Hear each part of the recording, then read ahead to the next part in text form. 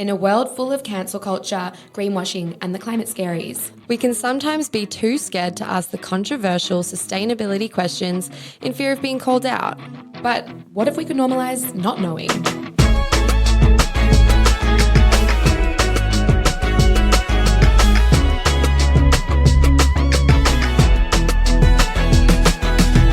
On this episode, we find out if people are too scared to have conversations about sustainability.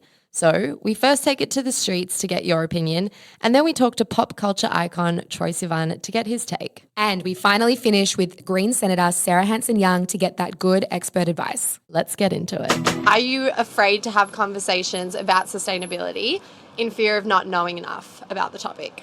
Not so much afraid to have conversations, just kind of that it's almost pointless because me as a singular person can't do anything about it. So, I mean, it's more governments and stuff that should be having the conversations. So, I guess so. Yeah. Like you don't want to feel like you're talking to someone that knows a lot about the conversation, and then you're like, no, and then I'll explain yourself, and you're like, I just got no explanation. Yeah, don't fair. Yeah, so it's true. I reckon. Yes would be. Yeah, it can be a bit overwhelming. Yes, to a certain extent. I think I know enough to make a general macro decision, but not enough to make like policy change, stuff like that. I think everyone like generally knows like the baseline of sustainability. Like I think you can engage in a conversation about it. Totally. And like know the gist of that. We need to be more sustainable. What would you say to someone, just say a friend who said to you, I want to know more about the topic, but I feel like I don't know enough, so I'm too scared to engage in the conversation. Sustainability. Yeah. I would say just Google it. And also I feel like I like that. Just Google it. I say that to my team. There are so many Instagram accounts as well. Like I know so many of my friends that like they don't work in the space, but they know so much about it because they're just like interested in it generally. Yeah, I feel like coming from Melbourne Uni, a lot of people were like obviously super into sustainability. Yeah. And I feel like sometimes it can be a bit intimidating not knowing that much about the topic because obviously like I don't want to say the wrong thing. But I reckon sometimes. Totally. And you care, and it's like because it's like I care about exactly. it, but like sometimes it's so hard to keep up and just don't want to do the wrong constant thing. changes, more information, 100%. Now it's time to talk all things sustainability, interior design, and making it in Hollywood with pop culture legend Troye Sivan. For those who are living under a rock or maybe they don't have the best taste in music, can you tell us a little bit about yourself and a little bit about your journey? Yeah, so I'm Troye Sivan. I'm Sage's brother. Nice.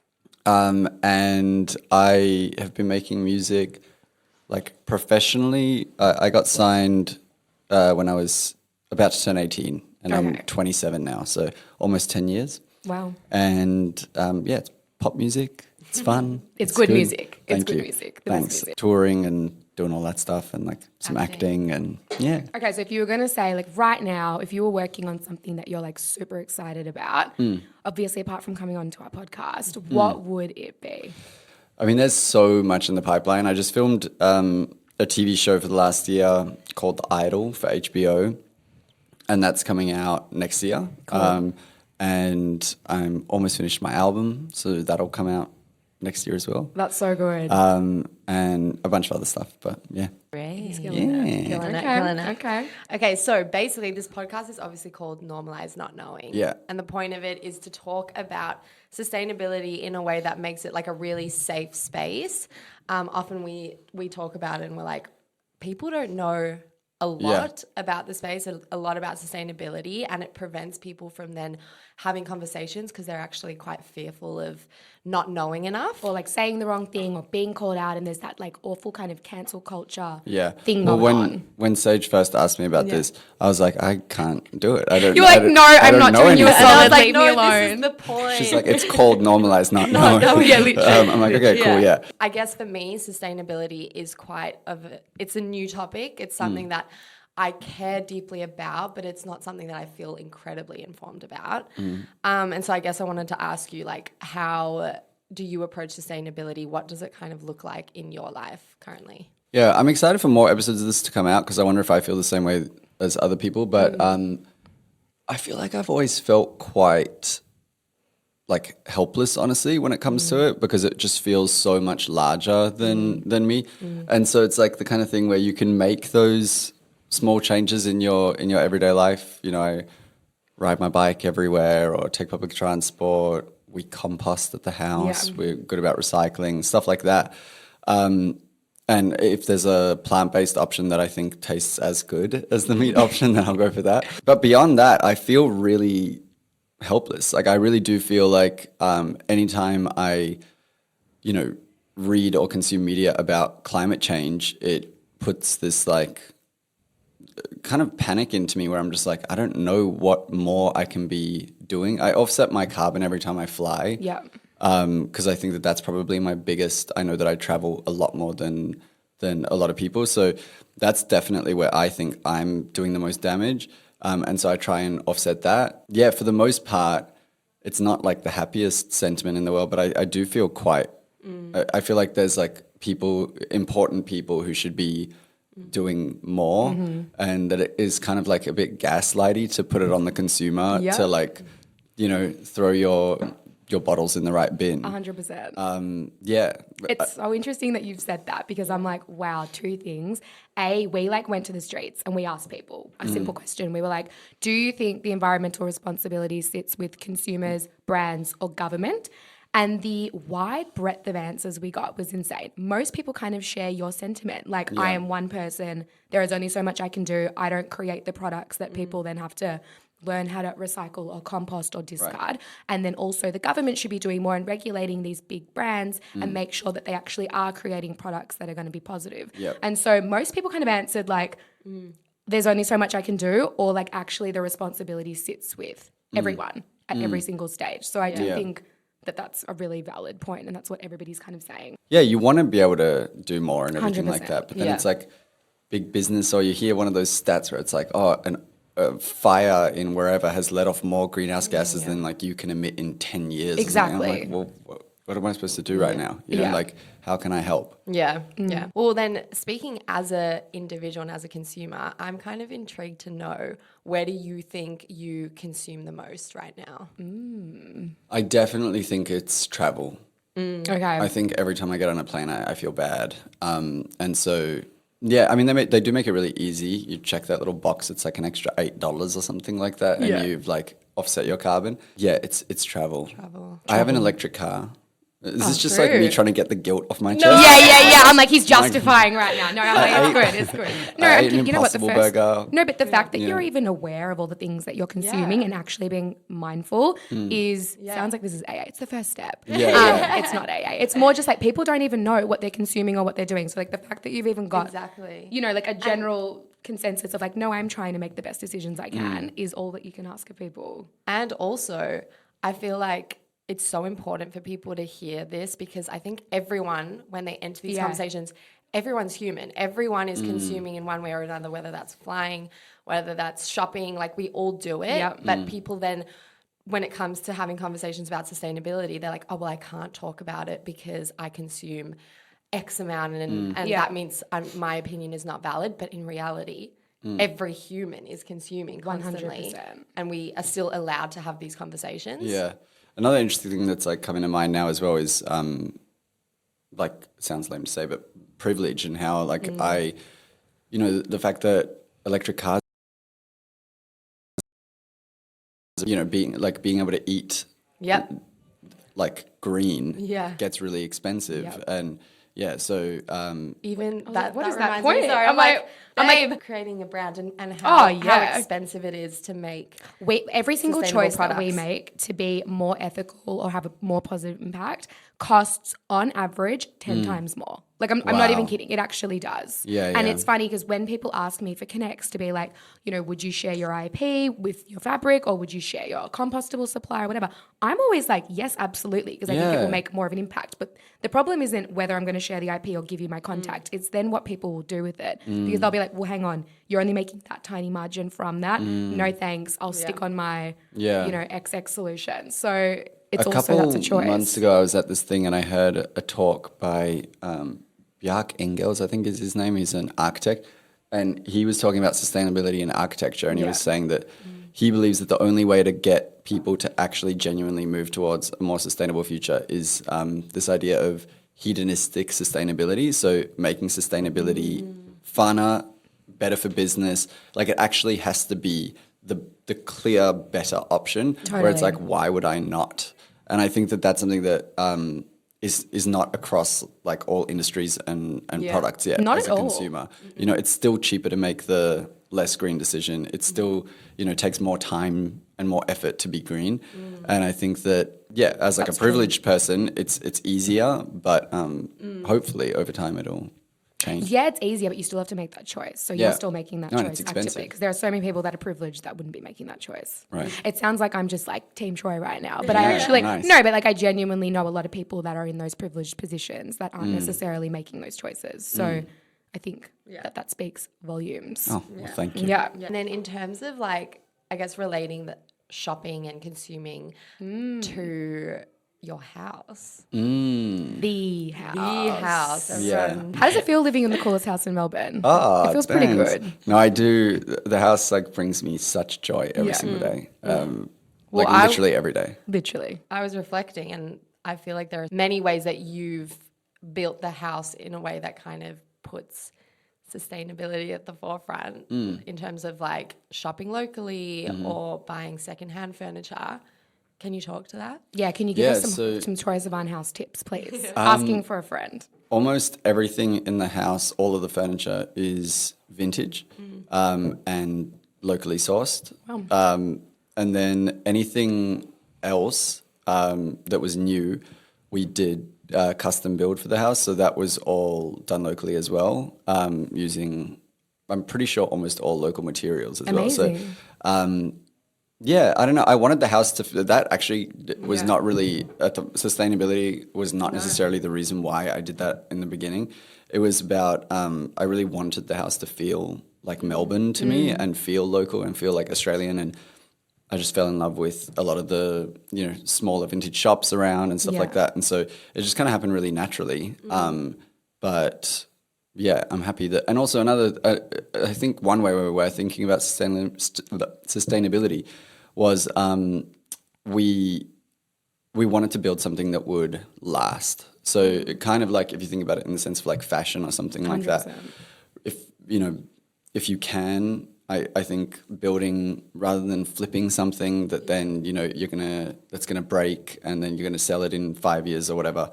Like I want my grandkids to inherit that house one day. So it's like, we wanted to renovate once and do it really, really well with high quality materials, like locally sourced, so that, it's kind of like a one and done thing. That the house has been there for 150 years or something like that. And so I just kind of see myself as the current custodian of it. So I want to build something that lasts. What are some of your favourite vintage furniture stores in Melbourne?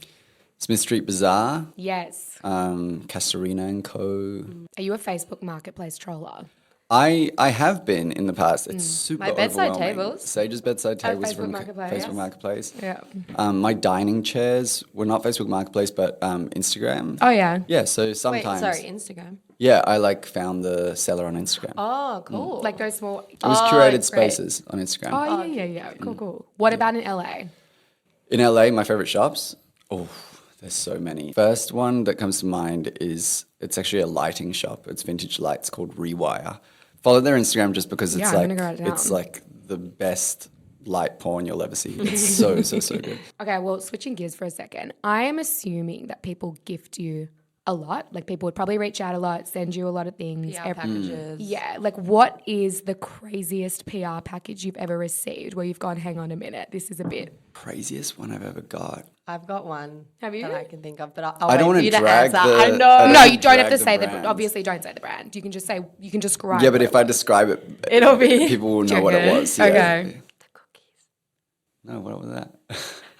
Who's cookies? He's like, I got this weird jumper from Conserving Beauty. Yeah. It was packed in this like No. ridiculous garment bag. Got a package, and there were about 20 cookies, Okay. different flavors. I don't remember that. You don't remember cookies? In They were- Melbourne? As in like space They got out. delivered from LA, Okay. and they were stale by the time Who? they got to the house. I don't remember who sent that, so I don't remember it's good. But I do I remember. remember who sent it. I won't Yeah, drag. don't drag him. But Sagey. I thought it was kind of, first of all, each cookie was then wrapped in Oh, like cellophane or whatever. Yeah, and it's come from America. Come from America. They were stale, which meant they were kind of inedible, which meant unfortunately we had to throw them out. No, and I'm so down for God, people sending you gifts, baked and I'm goods. so down for. I love being thought of in that way. You know what I mean, by these people and everything like that. I just do think that There's being a way more to do it. sustainable about it is an important thing. And then I feel like it's a goal of mine to figure out a good system for dealing with the stuff. You know what I mean? Like just sorting and organizing and whatever, so that. For sustainability reasons, because otherwise you just end up with the garage being full of like stuff that you don't really know what to do with and whatever. So I'm never going to be on any PR lists again. I know. You're going to be blacklisted from cookies. I re-gift a lot of stuff. I was just going to ask you, like, do you have a re-gift list? Because then at least it gives it a second home. And I how do I just get on this re-gift list? You can hop on anytime. No, it's just like, if it's stuff that that I just know that I'm not going to use or need, I always say thank you, and then we'll give it to friends or whatever if it's something that's just like not for me. Or I'll just steal it. Yeah, Sage gets a lot of stuff. Nice. I'll just take it. Everything but the cookies. Yeah.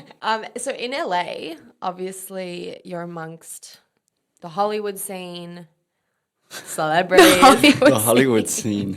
We were like, what do we call it? Yeah, what do we call it? Hollywood scene. Yeah. People with a following. Right. Sure. The industry. The industry. Industry. That's a good one, the industry. I'm curious to know, when you go to events or even if you're just having conversations with friends, do you find that sustainability conscious conversations, they're at the center of a lot of the discussions that you're having? Or even just like hyper consumerism. Like, oh my God, true. people got to stop sending me stuff or X. I don't know. I mean, definitely I noticed a massive improvement on film sets and tours. Wow. People are really conscious about it on film sets. Great. And like we were shooting the TV show for a year. There was no plastic bottles on set. As much as possible. Like it was very mindful. Yeah, super mindful. And a lot of that comes down to everyone bringing their own water bottle every day, or, it's like the cartons of water instead of, we actually had the cans of water. It was weird. But so there I noticed it. And then now I know a lot of, it's been a while since I toured, but there's a lot of like third-party touring companies that help make touring more sustainable, because touring is like, you've got buses and trucks and flights and whatever, and it's really, really, really heavy. So I know a lot of bands and tours are making big steps in that direction. Socially, I don't feel like it's that much at the forefront of mind. At least, I don't know, it doesn't come up a ton in conversation. Yeah. But I do know that like a lot of events that, like public events that I would go to, you notice little things like at the Met Gala this year, the menu was plant-based and stuff like that. So, I do think that there's probably a lot happening behind the scenes that is moving in the right direction. Yeah. That's really cool. And I feel like a lot of people in that space are now also like on investing in businesses that are having like a positive impact on the planet, or they're creating their own and they're definitely thinking about sustainability. So do you feel that too? Yeah, for sure. I think that, and that always makes me feel good, you know, because that goes back to that thing that I was saying in the beginning where it's like, I feel pretty helpless a lot of the time. So it does kind of like make you breathe a sigh of relief when the big bosses are taking care of it. At least you hope it's not like greenwashing, but at least optically they're taking care of it, Yeah. Speaking of greenwashing, just curious, what do you think about the whole greenwashing piece? Like, do you actually think that people can create products and businesses that do have a positive impact, or do you think it would all be a bit of greenwashing to some extent? I mean, I'm sure it's like everywhere, and